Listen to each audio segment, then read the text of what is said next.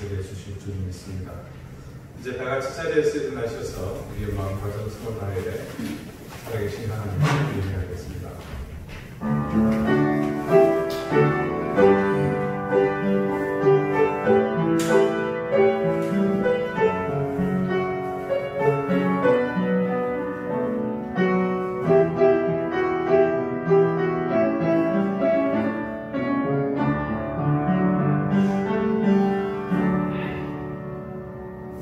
새 노래로 여호와께 노래하라. 온 땅이여 여호와께 노래할지어다. 여호와께 노래하여 그의 이름을 송축하며 그의 구원을 날마다 전파할지어다.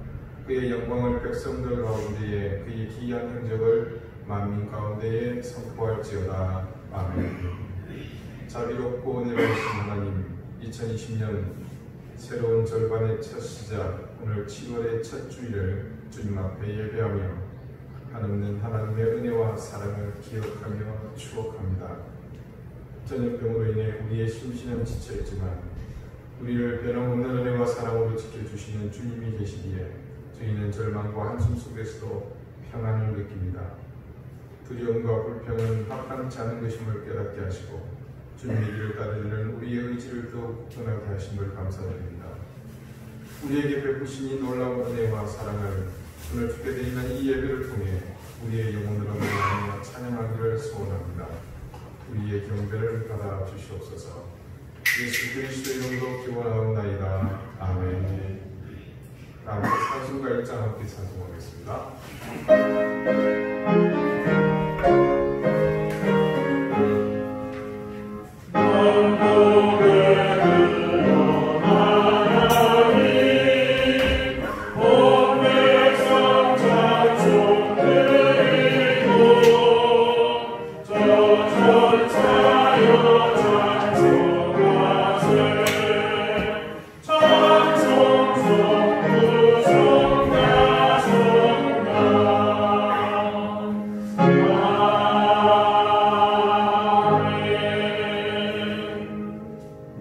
이제 다 함께 참회의 기도를 드리겠습니다. 영원히 죽은 우리 인생을 생명의 구원으로 인도하신 주님, 이 시간 죄악에 물든 우리의 모든 삶과 인생을 구원자이신 주님 앞에 고백하며 사죄의 청을 구합니다. 지나온 우리 삶의 흔적 가운데 여기저기 흩뿌려져 얼룩진 자국들은 온통 죄와 허물뿐입니다. 그 모습들은 결코 구원받은 백성의 모습이 아니었습니다. 썩어지고 멸망할 세상의 가치와 진리를 쫓아가는 어리석고도 무지한 삶이었습니다. 정욕에 물든 육신의 욕망을 따라가며 나의 욕구만을 채우는 삶의 혈안이 되어 참된 진리와 영원한 생명의 삶을 아무렇지 않게 도외시하며 살았습니다. 작은 일에도 분노하며 불편을 참지 못하고 양보하지 못하고 짜증내며 비판하며 정죄하는 일로 일관한 삶이었습니다. 우리 속에 따뜻한 사랑과 유매의 능력은 사라져버렸고 용서하는 마음조차도 남아있지 않았습니다. 그래서 내 한 몸, 내 인생, 내 소유에만 몰두하며 타인을 돌아보지 않고 그들의 것을 빼앗고 짓밟으며 살기에 바빴습니다. 주님, 강팍하고 메마른 사막 같기만 한 이 삶을 더 이상 방치하지 않게 해주십시오. 이 더럽고 추한 삶의 껍데기를 벗어버리고 거룩한 주님을 다시 바라보게 하여 주시옵소서. 이제는 하나님과 나만이 하는 죄를 생각하며 계속해서 침묵 가운데 참회의 기도를 드립니다.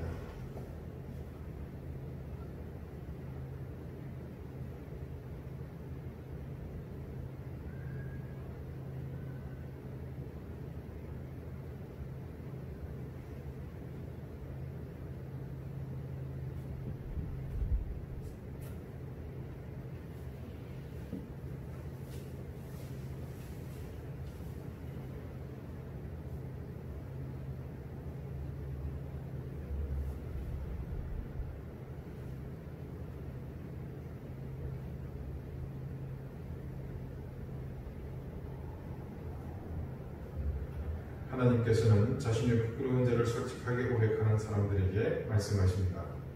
네가 듣고 마음이 부드러워져서 여호와 앞 곧 내 앞에서 겸비하여 옷을 찢고 통곡하였으므로 나도 네 말을 들었노라. 여호와가 말하였느니라. 아멘. 이제는 사도신경으로 우리의 신앙을 고백하오니 나는 전능하신 아버지 하나님 천지의 창조주를 믿습니다. 나는 그의 유일하신 아들 우리 주 예수 그리스도를 믿습니다. 그는 성령으로 잉태되어 동정녀 마리아에게서 나시고 본디오 빌라도에게 고난을 받아 십자가에 못 박혀 죽으시고 장사된 지 사흘 만에 죽은 가운데서 다시 살아나셨으며 하늘에 오르시어 전능하신 아버지 하나님 우편에 앉아 계시다가 거기로부터 살아있는 자와 죽은 자를 심판하러 오십니다. 나는 성령을 믿으며 거룩한 공교회와 성도의 교제와 죄를 용서받는 것과 몸의 부활과 영생을 믿습니다. 아멘. 자리에 앉으시기 바랍니다. 이제 다 함께 성취를 교독하겠습니다. 성취는 교독문 2번 10장 2편입니다. 주식사님, 저 추리가 지금 하고 있거든요. 혹시 은혜 하고 싶은 말씀 여기 있겠죠. 너무 조속했어요.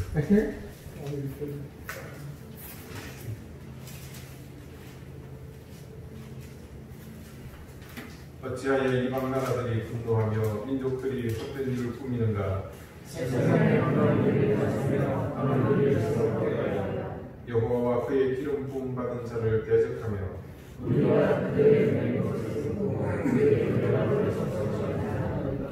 하늘에 계신 이가 웃으시며 그때에 분을 바라며 진노하사 그들을 놀라게 하여 이르시기를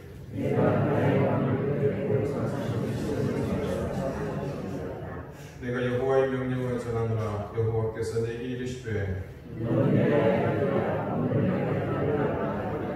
내게 구하라. 내가 이방 나라를 네 유업으로 주리니 내 소리가 땅 끝까지 이르리로다. 아멘.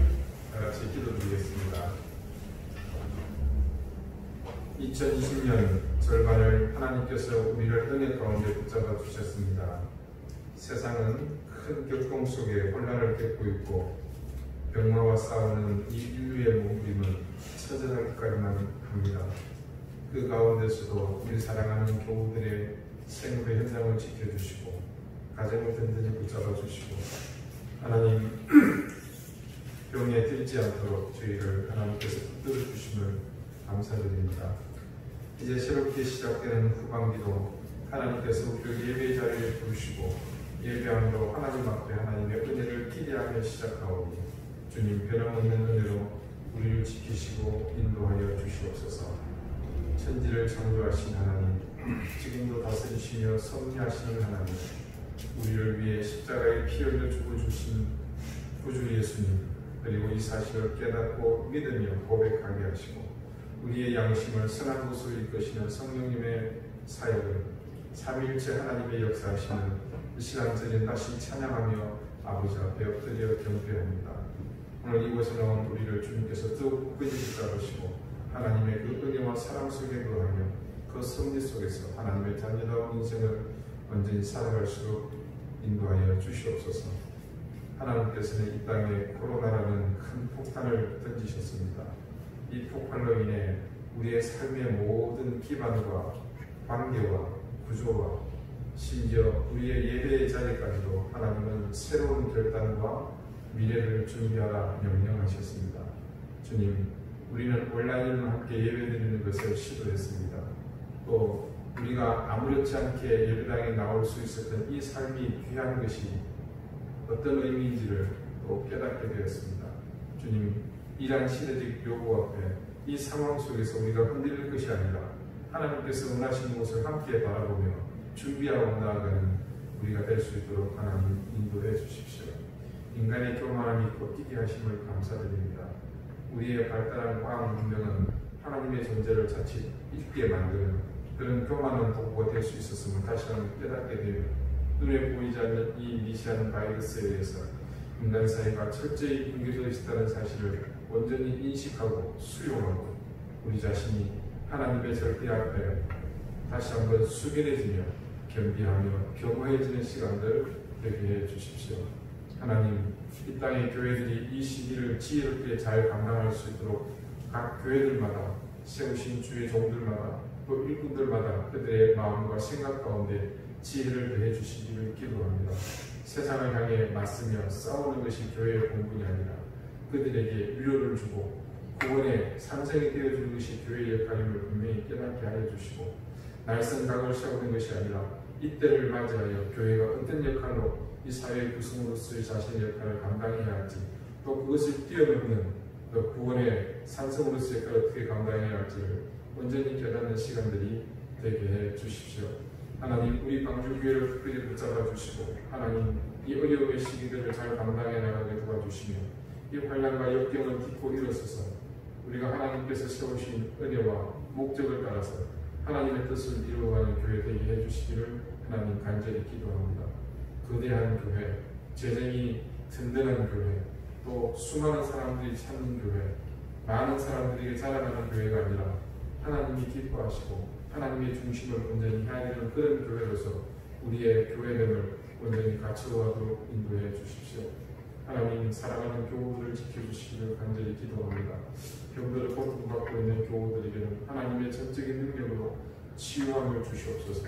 마음이 상한 이들에게는 하나님께서 사랑 때문에 생긴 마음이 아니라 하나님 때문에 새롭게 다듬어지고 또 하나님 위로받고 치유되는 마음을 통해서 그 마음이 치유되고 회복되는 역사가 일어나게 도와주시기를 기도합니다.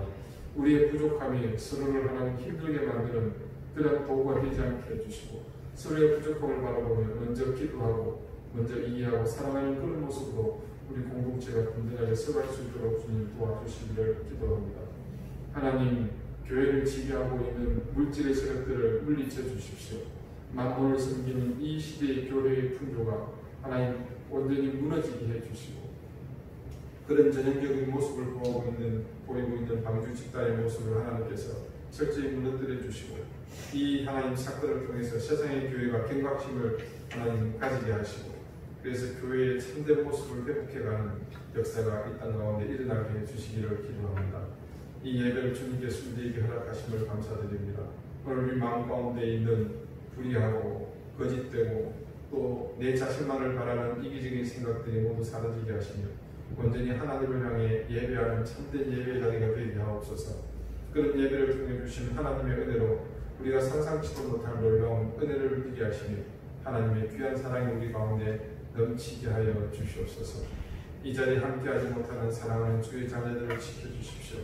마음이 다친 이들, 또 깊은 절망과 상처 가운데 있는 이들, 하나님 모든 형제들을 헤아려 주시고 이 자리가 하나님을 더욱더 귀히 사모할 수 있는 시간으로 저들에게 그립고 고대하는 시간이 될 수 있도록 인도해 주십시오. 이 예배를 방해하는 모든 악한 세력을 주께서 물리쳐 주시고 이제 우리가 하나님 앞에 온전히 드리는 이 예배를 통해 주의 거룩하신 우리 가운데 충만케 하옵소서. 예수 그리스도 이름으로 감사하며 기도드리옵나이다. 아멘.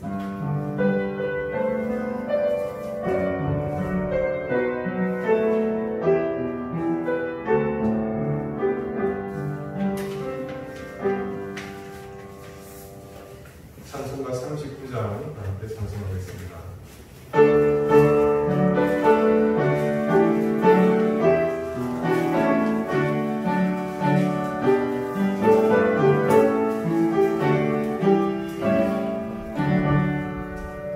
주의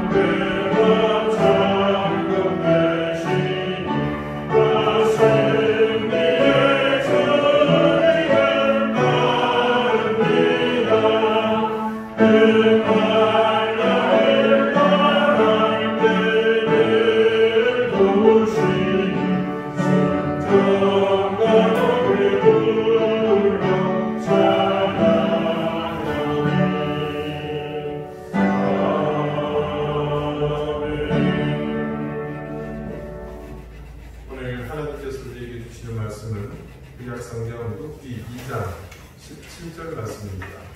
구약 403쪽입니다.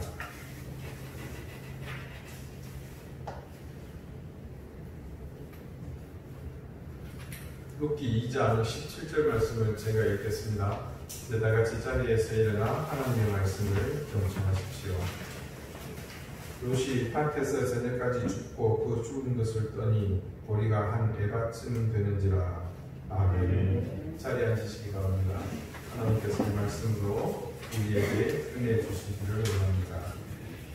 오늘은 한 에바쯤 되는지라는 제목으로 하나님의 말씀을 증거합니다. 이 에바는 여러분이 짐작하시겠지만 부피를 나타내는 고대 이스라엘 도량형의 한 단위입니다. 한 에바는 지금의 단위로 환산해 보면 약 22리터에 해당된다고 합니다. 22리터라니까 좀 막연히 감이 안 오시는데 쉽게 비교할 수 있는 게 지금 여러분 가정에 쓰시는 종량제 쓰레기 봉투 있죠? 제일 많이 쓰는 사이즈인데 그게 20리터짜리입니다. 네, 조금 감이 구체적으로 오시죠? 그러니까 오늘 룻이 보아스의 밭에서 주운 보리의 양이 그 쓰라기 종량제 봉투를 채우고 남을 정도다. 이렇게 보시면 됩니다. 아직 도정을 하지 않았기 때문에 실제로 방아를 찧어서 껍질을 벗기고 나면 그냥 나달째 주운 보리의 본래 양보다는 분명 좀 줄어들겠지만 그렇다고 하더라도 대략 그 양이 20kg짜리 부대 하나 정도는 된다고 보시면 됩니다. 자, 이것은 결코 작은 양이 아닙니다. 여러분 중에 대개 4분, 2분 계신 집 한번 가늠해 보십시오. 20kg짜리 쌀뿌리 하나를 마트에서 사서 그 여러분 얼마 동안 드십니까? 한동안 잊어버리시죠. 결코 작은 양 아닙니다. 자, 보리 한 에바는 나오미, 그 두 여인이 종잡아서 열 이상 먹을 수 있는 양이라고 보시면 됩니다. 자, 한마디로 룻이 어떻다? 굉장히 좀 많이 보리를 주었다. 이런 말이겠죠. 한 여자가 밭에서 그것도 떨어진 이상을 주었는데 그만큼 주었다면 이유는 뻔하겠죠. 그 밭에서 추수한 일꾼들은 곡식단을 추수하는 일에 상당히 솜씨가 없는 사람이거나 아니면 이 곡식을 줍는 여인의 손놀림이 너무 빠르거나 둘 중 하나 아니겠습니까? 그런데 오늘 말씀이 앞서 지난주 보았던 16절 말씀에 증거하기를 또 그를 위하여 곡식 다발에서 조금씩 뽑아버려서 그에게 죽게 하고라는 기록을 볼 때 이 두 가지 중 어느 것도 해당되지는 않습니다. 룻이 오늘 말씀의 기록처럼 무려 20리터가 조금 넘는 많은 양의 보리를 주운 것은 순전히 이 보아스의 배려라고 보아야 할 것입니다. 지난주 말씀에서는 그것을 보고 보아스가 합법적으로 룻에게 주려는 방편이었다고 제가 말씀드렸습니다만 부연해서 설명하자면 이는 보아스가 룻을 향해서 사랑하는 마음을 가지고 한 의도적인 낭비라고 할 것입니다. 여러분, 사랑하는 마음이 넘치는 사람은 검소하지가 못합니다. 자기가 가진 사랑을 나눠줘야 하기 때문에 그 사람은 결코 검소할 수가 없습니다. 째째하거나 인색하거나 구두쇠처럼 행동하지 못합니다. 사랑하는 마음이 넘쳐서 늘 사랑하기 때문에 그 사랑으로 인해서 뭔가를 자꾸만 사용해야 하기 때문이죠. 자, 여러분, 시간이 있으시면 저는 커피 한잔 하실까요? 언제 쓰는 내용이죠? 상당히 오래된 이렇게 마음에 드는 이성을 향해서 주로 남자겠죠? 네. 어떻게 딱히 건들 말도 없고 말을 붙이고 싶은데 저기 커피 시간 있으시면 커피라도 한잔 하실까요? 그러면 그때 나오는 대답이 10중 8구 없는데요. 싫어요. 자, 전통적인 작은 멘트, 역사와 전통을 자랑하는. 자, 상대방이 대뜸 싫다고 하죠. 자, 이럴 때는 좋아도 처음에는 싫다고 대답해야 됩니다. 이게 해당되는 분이 안 계시네요. 여기서 싫다고 말하는 사람, 호감 있는데 튕기려고 하는 사람 말고요. 진짜 싫은 사람 말입니다. 그 사람이 싫다고 하는 경우 거절하는 말에 내면은 두 가지 의미가 있다고 봐요. 먼저는 진짜 시간이 없다는 의미죠. 두 번째는 더욱더 본질적인 일. 당신, 그러니까 지금 내게 작업 거는 당신이 마음에 안 든다는 뜻입니다. 그런데 사랑이 한참 무르익어가는 청춘 남녀가 서로에게 시간이 있느냐고 묻는다면 뭐라고 대답할 것 같습니까? 시간 있냐고 물어보는 그게 바보짓이죠. 없는 시간도 만들어야죠. 그죠? 역사의 수레바퀴를 돌려서라도 하늘의 태양을 멈추더라도 상대방이 원하는 시간을 만들어야 하지 않겠습니까? 근데 사랑하는 마음이 없으면 어떻습니까? 괜한 시간 쓸 수 없습니다. 시간을 쓰는 게 싫습니다. 왜 내가 의미 없는 사람에게 나의 시간을 소비한단 말입니까? 그런데 반면에 사랑하는 사람을 향하면 어떻습니까? 내게서 시간이 소모되고 그것이 사용되는 여부 자체가 인식조차 되지 않습니다. 그냥 그 사람을 위해서 사용하는 것입니다. 마구마구 아낌없이 퍼붓는 것입니다. 낭비하는 거죠. 여러분, 성경에는 우리가 이해할 수 없는 많은 그런 낭비에 대한 기사가 있습니다.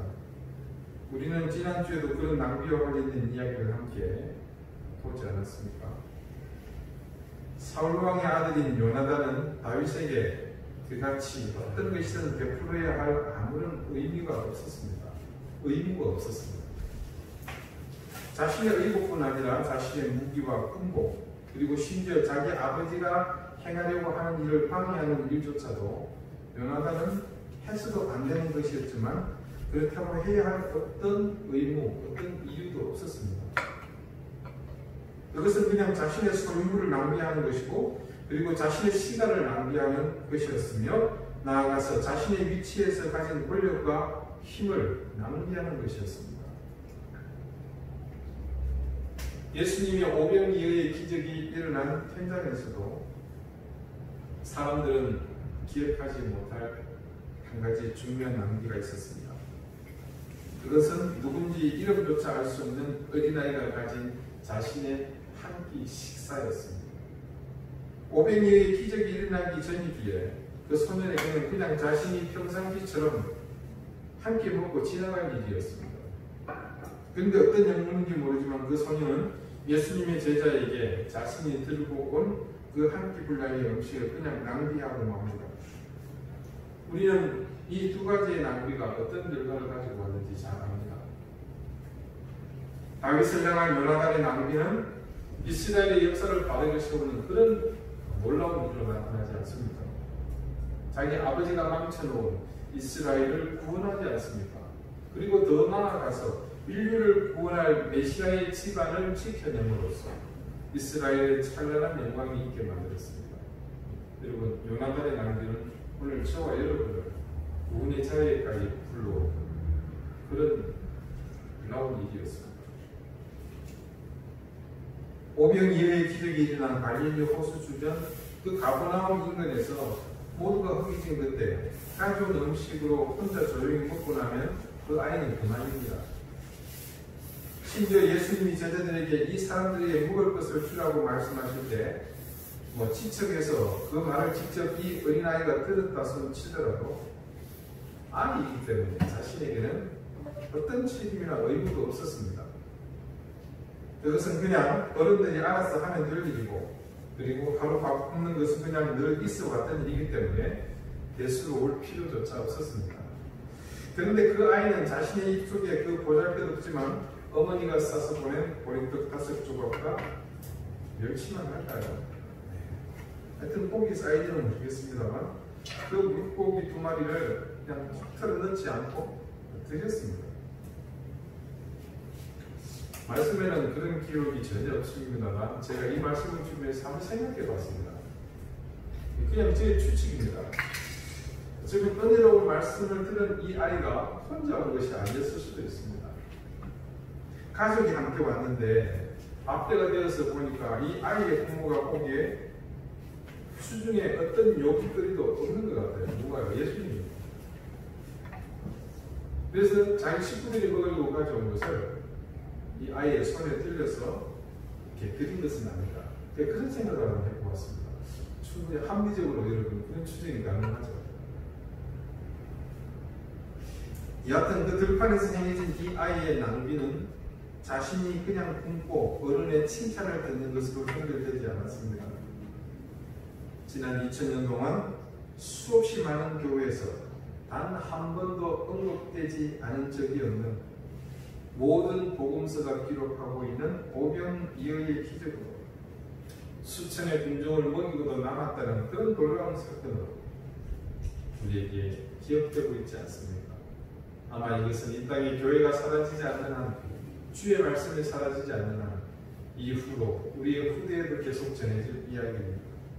바로 이 놀라운 이야기는 이 어린아이의 낭비에서부터 시작되었습니다. 말씀은 사랑 때문에, 사랑하기 때문에 기쁘게 소진해야 할 일, 낭비해야 할 일을 했던 그곳에 반드시 이런 역사를 하나님께서 행하셨노라고 기록하고 있습니다. 자, 여러분, 성경에 기록된 이런 많은 의미 있는 낭비 중에서 반드시 우리가 잊지 말아야 할 하나가 있죠. 그것은 나사로의 누이였던 마리아가 베다니를 찾아오신 예수님의 발에 향유를 붓고 자신의 머리로 씻은 사건, 바로 마리아가 값비싼 그 향유를 낭비한 사건입니다. 마리아가 예수님의 발에 부어드린 그 향유는 그냥 집에 화장대에 막 널려져 있는 몇 개 중에서 하나를 끄집고 와서 그렇게 한 게 아닙니다. 그 향유의 존재감은 지금 이 시대를 사는 먼 타국에 우리가 생각하는 그것보다 훨씬 더 강한 존재감을 가지고 있는 물건입니다. 이스라엘 여인들에게 향유는 우리가 상상하는 것 이상의 의미와 가치가 있습니다. 자, 생각해 보십시다. 끼니도 제대로 입기 어려운 사람들에게 이 향유는 정말로 의없는 사치품 아닙니까? 그 시대의 삶의 현장을 우리가 조금이라도 들여다보고 이해한다면 그 시대의 여인들이 향유를 의무적으로 모두가 소유하고 있었다는 것은 진짜 설명하기 어려운 난센스입니다. 그만큼 유대인들에게 향유라는 것은 가치와 의미가 많다는 그런 소유물이었습니다. 전하는 바에 따르면 이스라엘 여인들에게 향유는 결혼하면서 대체로 구비하는 것 필수 품목이었다고 합니다. 그래서 신혼 초에 이것을 처음 사용하게 되고요. 이분은 제사장의 집을 방문했을 때 아니면 귀한 손님을 맞을 때 일부 사용한다고 합니다. 그리고 마지막 자신의 생명이 다하면 혹은 사랑하는 가족이 세상을 떠나면 그 시신에 사용하는 그런 용도라고 합니다. 그래서 예수님의 발에 옥합이 담겨있는 향유를 깨뜨려 부어들인 이 사건은 굉장히 놀라운 사건으로 그렇게 볼 수밖에 없는 일입니다. 복음서에 보면 그때 그 향유의 값이 얼마인지 기록하고 있습니다. 300데나리온입니다. 자, 노동자의 하루 품삯이 1데나리온입니다. 요즘으로 치면 10만 원 정도가 되겠죠. 그럼 얼마나 얘기입니까? 3천만 원입니다. 굉장하죠? 예, 서울 유명 백화점에서 리미티드 에디션으로 한정해서 파는 S사 혹은 C사죠. C사 혹은 E사의 향수를 양동이로 몇 개 들여부었다 생각하시면 우리 여성분들 이해가 쉬우실 겁니다. 그런데 그런 마리아의 행동을 비판하는 사람이 그때 있었죠. 가룟 유다입니다.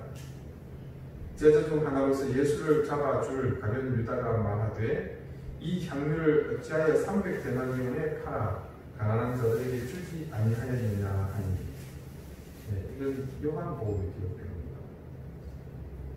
가룟 유다가 예수님이 팔지도 않았는데 얼마나 괘씸하게 생각했습니다. 팔기도 전에 팔 사람이라고 얘기하겠습니다. 아무튼 그가 논리적으로 비판하고 나선 것은 주님에 대한 사랑도 그리고 그 행위를 하고 있는 그 마리아에 대한 배려도 아니었습니다. 단지 그의 내면에 가득한 물질에 대한 욕심 때문입니다. 그런 그의 마음을 말씀을 또 이렇게 증거합니다. 같은 요한복음 12장 6절입니다.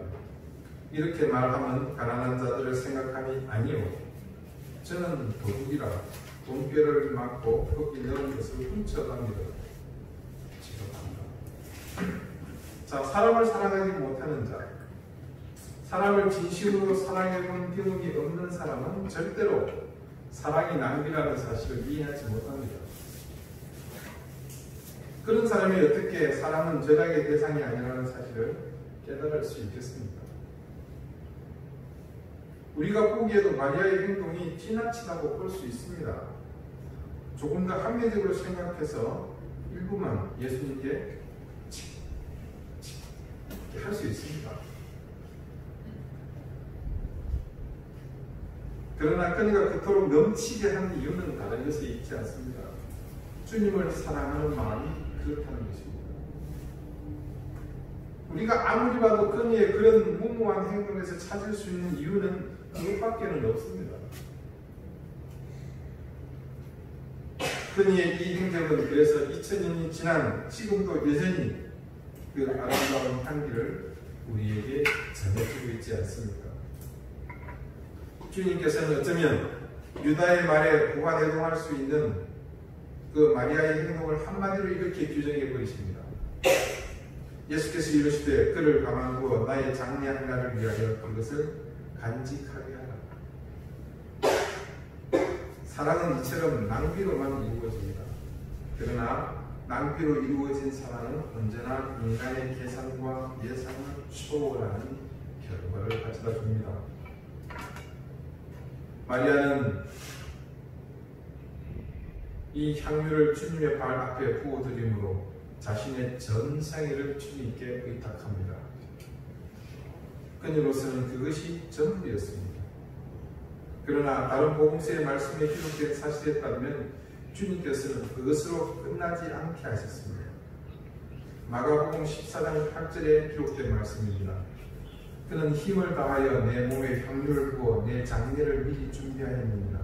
여기까지는 요한복음의 말씀을 갖죠.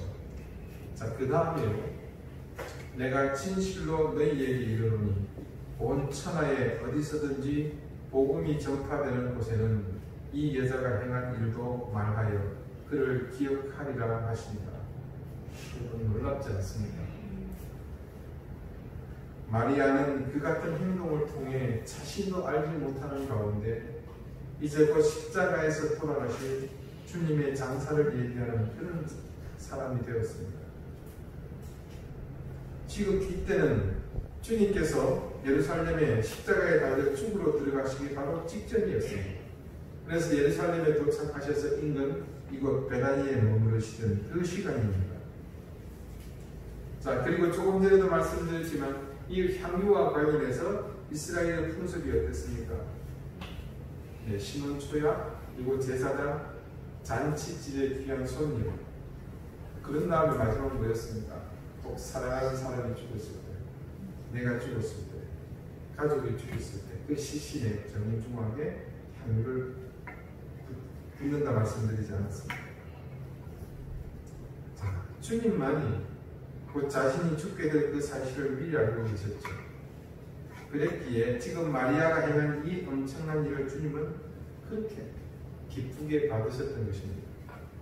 그래서 예수님이 돌아가시기 전 마리아는 역사상 유일무이하게 예수님의 장사를 예비한 사람이라는 그런 영광을 얻게 되었습니다.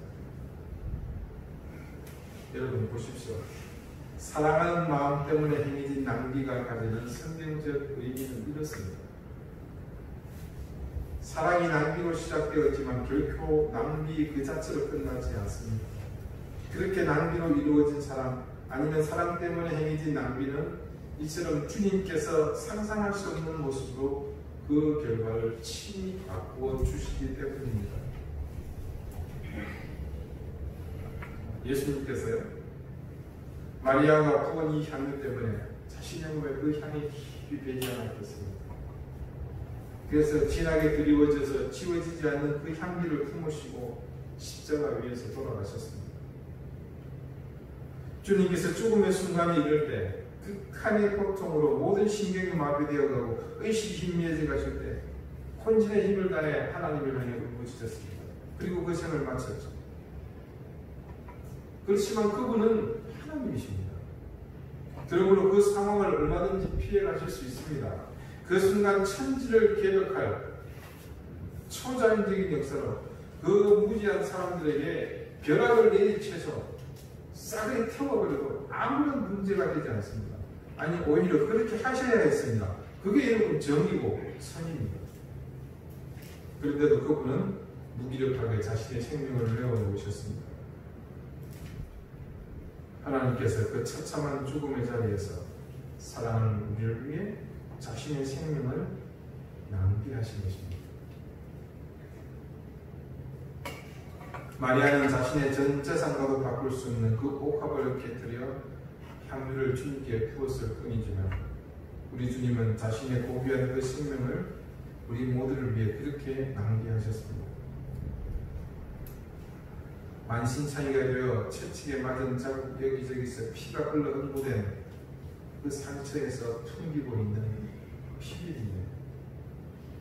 네, 그런 냄새가 나는 주님의 육신에서 그 역겨운 냄새를 무마하기 위해 사람은 향품을 주님의 몸에 발랐습니다. 말씀에서 증거하기는 그것은 모략과 침향이었다고 말합니다. 조금 전 말씀드린 주님의 상한 몸에서 나는 악취를 없애기에 더없이 좋은 향료입니다. 더군다나 이내 숨이 멎은 주님의 시신은 썩기 시작할 텐데 무엇보다도 모략과 침향의 용도는 바로 그런 시신의 부패와 나는 냄새를 중화시킬 목적으로 사용하는 것입니다. 그런데 시신에서 나는 역겨운 냄새와 그것을 중화시키기 위한 모략과 침향에 대립되는 그 향기의 혼돈 속에 결코 지워지지 않는 향기가 있었습니다. 그것은 바로 마리아가 주님을 위해 주님을 향해 모두 내던지며 깨뜨려 부어드린 그 향, 바로 나드 향이었습니다. 주님이 장사되신 무덤 한가운데 우리 주님을 둘러싼 그 세마포에 지금 여러 가지 냄새들과 더불어서 마리아가 주님의 발에 부어드렸던 그 향도 함께 깃들었을 것입니다. 주님께서 숨을 거두시고 3일째 되는 날 호흡이 다시 되돌아오셨을 때 첫 호흡을 하시는 주님의 들숨 속에 그 향기가 느껴지지 않았겠습니까? 마리아가 향유를 부은 것에 대한 유다의 비난이 이런 결과를 두고서 보다니까 얼마나 설득력이 없으며 초라한지 모르겠습니다. 여러분, 이런 낭비를 통해서 사랑은 성숙해집니다. 낭비하는 그 마음으로 자신에게서 사랑이 구체화됩니다. 그리고 그런 과정을 통해 우리 모두가 사랑을 배워가게 됩니다. 그리고 더 나아가 우리가 서로 사랑한다는 의미가 삶에서 어떤 뜻인지 깨닫게 됩니다. 오늘 루시 가지고 돌아간 보아스가 낭비한 그 증거가 바로 한 에바쯤 되는 보리입니다. 이 보리의 총량인 한 에바는 누군가에게는 낭비의 상징이지만 오늘 말씀 속에서 측량된 것으로 보이는 보리의 총량 에바는 바로 보아스가 가진 사랑의 증표이며 동시에 고귀한 낭비의 흔적이었던 것입니다. 여러분의 사랑은 어떤 흔적들을 남기고 계십니까? 혹시 사랑보다는 아픈 생채기를 남기는 삶은 살고 계시지 않으십니까? 우리의 인생에 오늘 무시받은 이런 한 에바쯤 되는 보리 정도는 있어야 하지 않겠습니까? 우리가 적어도 그리스도인으로 이 시대를 타인과 이웃과 함께 살고 있다면 우리의 도움이 필요한 누군가에게 이런 한 에바의 보리 정도는 낭비하며 살아야 하지 않겠습니까? 세상이 점점 인색해져 갑니다. 남의 일에 이전처럼 관심을 가지려고 하지 않을 뿐 아니라 아예 외면하면서 사는 것이 이 시대의 그냥 보통의 삶이 되어버렸습니다. 그런데 지금 우리가 살고 있는 지금은 이전 시대보다도 더 많은 그리스도인들이 이 땅에 함께 살고 있습니다. 그럼에도 불구하고 조금 전 말씀드린 그런 보통의 삶은 점점 우리 속에 많아지고 그래서 우리도 익숙해져 가고 있습니다. 당연하게 타인을 사랑하며 관심을 가지고 사는 그리스도인들이 점점 사라져가고 있다는 말입니다. 우리의 영혼이 구원받는 것이 우리 일생에서 제일 시급하고 중요한 우선한 일이면 틀림없습니다. 여러분, 그런데 그 영혼이 구원받는 시급한 일은, 그 중차대한 일은, 우선한 일은 반드시 하나님을 사랑하라는 그 계명을 우리가 온전히 지켜야만 완성될 일입니다. 그렇지 않으면 우리의 구원은 의미가 없어집니다. 그렇게 하나님을 사랑하라고 하신 그 명령은 또한 이웃을 나의 몸처럼 사랑하는 것과 다르지 않다고 주님은 말씀하십니다. 그러므로 우리에게는 모두 예외 없이 사랑해야 할 의무, 즉 낭비해야 할 의무가 있는 셈입니다. 우리가 이 땅을 떠나서 하나님 앞에 설 때에 우리의 인생이 무엇으로 평가받는다고 했습니다. 여러분, 그 헬라어 기억나십니까? 엑사도라죠. 아낀다는 말의 의미입니다. 강물처럼 순식간에 흘러가 버리는 우리의 수많은 인생들 가운데 말씀으로 은혜로 길을 올린 시간만이 주님 앞에 가져갈 수 있는 것이라 말씀드렸습니다. 그렇게 길을 올린 시간을 가장 아름답게 수놓는 것이 여러분 무엇일 것 같습니까? 그것은 다름 아닌 우리가 사랑하려고 애쓰며 살았던 흔적들, 즉 우리가 사랑하기 위해 낭비한 시간들의 총량일 것입니다. 오늘 루시 기쁨으로 감격하며 보아스에게서 받아든 한 에바쯤 되는 보리와 같은 우리 삶의 흔적들이 바로 그것입니다. 여러분의 인생에는 어떤 흔적들이 있으십니까? 아무런 흔적도 남아있지 않다면 이제 사랑하는 이들을 위해서, 그리고 사랑하기 위해서 낭비하십시오. 그러면 여러분의 인생에도 오늘 보아스의 에바와 같은 흔적이 여기저기에 남게 될 것입니다. 그리고 우리 주님은 여러분의 남기신 그 에바들을 보시면서 감탄하시며 기뻐하실 것입니다. 기도드리겠습니다. 아버지 하나님, 우리는 아끼며 사랑하는 것에 익숙합니다. 그리고 또한 검소하지 않고 낭비하는 것에도 익숙합니다. 그래서 습관적으로 사랑하기 때문에 낭비하는 일에는 선뜻 나서지 못합니다. 주님의 사랑은 우리를 위해 자신의 가장 귀한 생명까지 낭비하심으로 이루어졌다는 사실을 우리가 잊지 않게 해주십시오. 그 낭비가 오늘 우리의 생명을 잊게 했으며 우리를 구원의 길에 서게 했음을 잊지 않게 해주십시오. 그리고 이제 우리의 인생도 사랑을 완성해가는, 그리고 사랑을 구체화해가는 낭비하는 인생이 되게 해주십시오. 우리가 주님 앞에 섰을 때 그래서 자랑스럽게 우리의 흔적들을 주님 앞에 내어놓게 해주십시오. 예수 그리스도 이름으로 기도드립니다. 아멘. 다같이 370장으로 함께 찬양하겠습니다.